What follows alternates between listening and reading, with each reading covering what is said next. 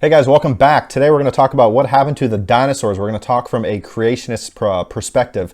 But if this is your first time here, I've been here multiple times. We're here to discuss difficult and controversial Bible topics, apologetics, creation science, one of my most favorite topics. And then we also talk about world news events from a biblical perspective. So if this is your first time here, just subscribe and share. It's the two best things you can do to help this channel grow. So there's actually a guy, I put out a couple dinosaur videos last week, and I had someone comment on one of these videos, and it was a really good question. And so I just thought I'd kind of go in here and explain it and figure out what's going on here. So this is what he said. It says, if dinosaurs cohabited with humans and were on Noah's boat, then why didn't more survive to our current lifetime? They were supposedly the fiercest, strongest, and largest animals that may have ever lived. Do we find remains? This is the second part of the question. I'm actually going to split this up in the two parts. And it says, do we also find remains of other animals buried in the same layers as dinosaur bones? Curious to know why you think any didn't survive. So those are two fantastic questions. So I thought I'd try to take a stab at this. So we'll see what I can do. So we're going to discuss this first part about, really what happened to the dinosaurs and why they didn't survive. So let's jump all the way back to Genesis 1. This is one of my favorite books in the Bible. There's so many just scientific details in this book. So let's jump in here. Genesis 1, let's go all the way back to verse 6. And it said, and God said, let there be a firmament in the midst of the waters, and let it divide the waters from the waters. And God made the firmament and divided the waters which were under the firmament from the waters which were above the firmament, and it was so. So let's dive into this. The word firmament, God used this 9 times in the book of Genesis. So let's break this down a little bit. It says, the waters which were under the firmament and the waters which were below it. So what is this firmament? Let's jump to verse 20. And God said, let the waters bring forth abundantly the moving creatures that hath life, and fowl that may fly above the earth in the open firmament of heaven. So God lets us know that the birds fly in the firmament. So it must be talking about the sky, because birds don't fly in the dirt or in the water, so they fly in the sky. So let's jump back here again. So in the firmament, you have the sky, and there were waters above it, and there were waters below it. So the Bible clearly teaches that there was some type of extra layer to the atmosphere.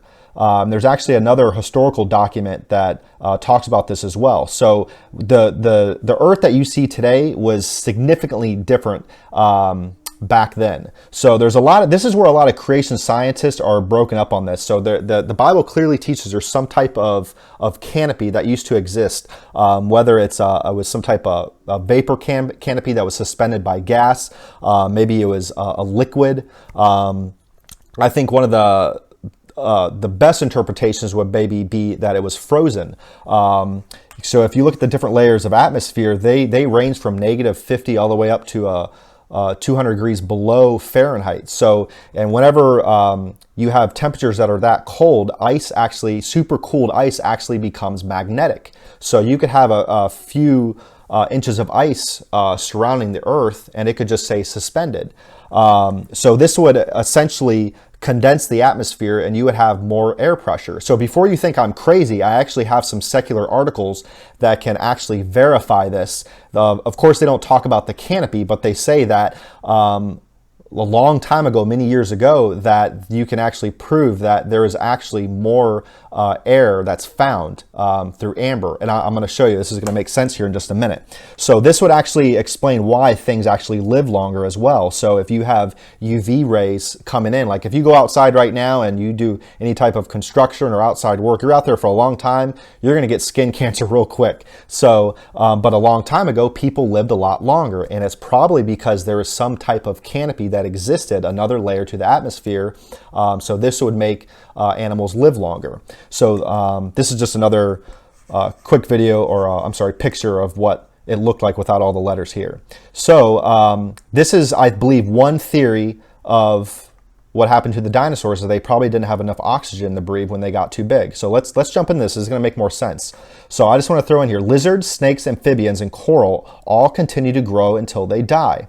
So there's many different animal species that never stop growing. And when you look at the term dinosaur, This was coined by Richard Owen in 1841, and it means terrible lizard. So these lizards, amphibians, or whatever these dinosaurs ultimately were, reptiles, they keep growing all throughout their life. Same with alligators. They keep growing their entire life. And what I thought was interesting is the book of Josephus. This is a historical book. This was actually written a little bit after Jesus' time, but the Jews always taught that there was some type of extra atmosphere or firmament. And this is what the book of Josephus says. It says, he also placed a crystalline firmament around it and put it together in a manner agreeable to the earth. And it fitted it for giving moisture and rain and for affording the advantage of dews. Interesting. And this is what Institution for Creation Research, again, this is where people are torn on this creationist. See, the interesting thing is I will admit that creation is a religion. Evolution is also a religion, but I think there's definitely more evidence on the creationist standpoint. So let's jump in here to Genesis 1:7. It says the waters, this is just a quick synopsis of ICR.org. I thought it was good info. It says the waters which were above the firmament are clearly not the clouds or the vapor which now float in the atmosphere. The Hebrew word al, however you pronounce that, I'm sure there's someone who's better at the Hebrew language, definitely requires the meaning above. Furthermore, the absence of rain, Genesis 2:5, and the rainbow, Genesis 9:13. So another theory is that it never rained until after Genesis 2:5.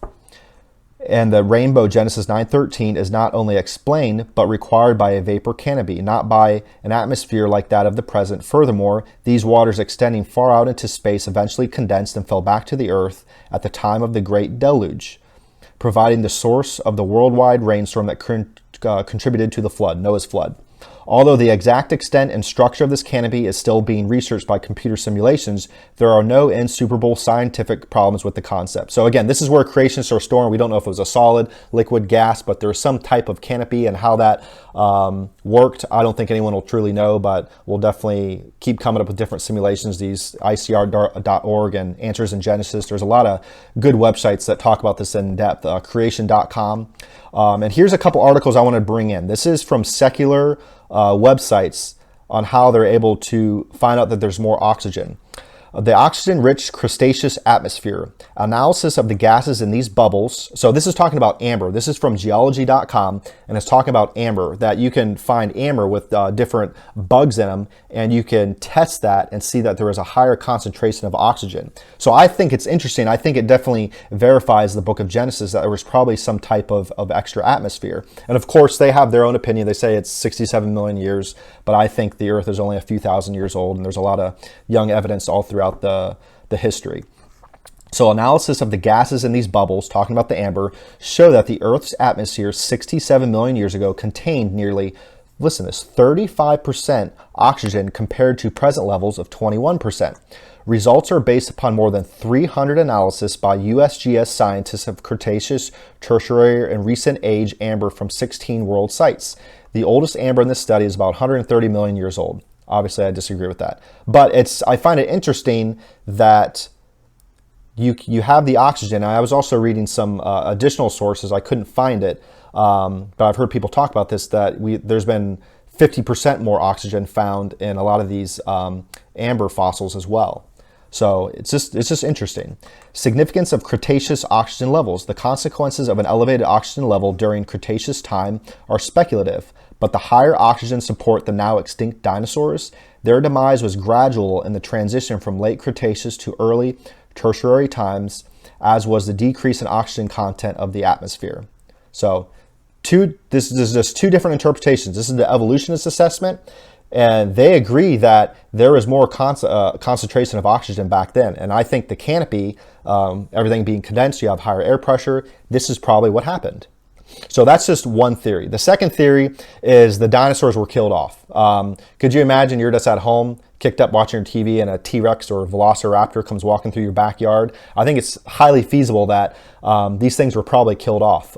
In my neighborhood, actually, I took a video of it. It was this massive black bear that came walking in between our houses, and I thought about calling animal control or something, but don't worry, I didn't. I just let it, run its course, because I have two kids that run around outside, and this bear was probably a few hundred pounds, and I have a video of it. So it just shows you that if there was something some type of dinosaur or a bigger creature, it would probably be killed off because people don't want those things roaming around. And the last theory that I think is it's possible they ran out of food. If the dinosaurs, as they're breathing, they didn't have the usual oxygen when they got bigger, they'd probably just either die off from that, or probably not enough food. If all these animals get off the ark as they get bigger, there probably wasn't enough food yet for them to last. So those are the three theories that I think are plausible. You can read more into those. Go to the Institute for Creation Research, Answers in Genesis, creation.com. And I actually have a lot of articles listed at the end here that explain those a little bit more in depth. So those are the three theories I think are very viable. So you choose and you keep reading. So here's the second part of the question. It says, do we find remains of other animals buried in the same layers as dinosaur bones? And the answer is yes. This is pretty cool. I think I actually may have talked about this a couple months ago, but there is a magazine that comes out. It's called Acts and Facts. It's from the Institute for Creation Research. This came out a couple months ago, and it talks about Xiphactinus dig. And this is a type of fish that they found.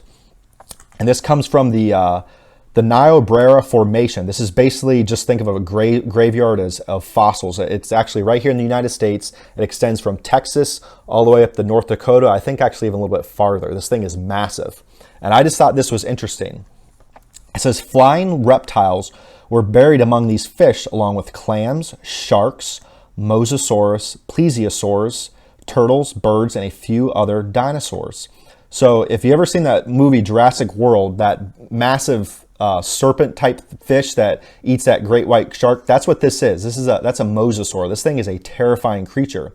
So what's interesting is you have all these animals and clams buried rapidly together. So the only way something fossilizes is for it to be buried rapidly. And what's interesting is you have birds. So if a bird just falls in the ocean, it's not going to sink to the very bottom and fossilize. Something's going to eat it. It's going to decay away. So I just find it interesting that all throughout the world you find land animals, birds, all types of animals buried together very rapidly. And the clams that they talk about, when a clam dies, it actually opens up. But you have hundreds of thousands of clams closed together, buried all throughout the world. There's closed clams buried on top of Mount Everest. So again, if your dog or cat dies in the backyard, it's not going to fossilize. It's going to get eaten away. I have coyotes in the backyard. It's going to get torn apart. And it's going to be gone probably within just a few days. It's actually very rare for anything to fossilize.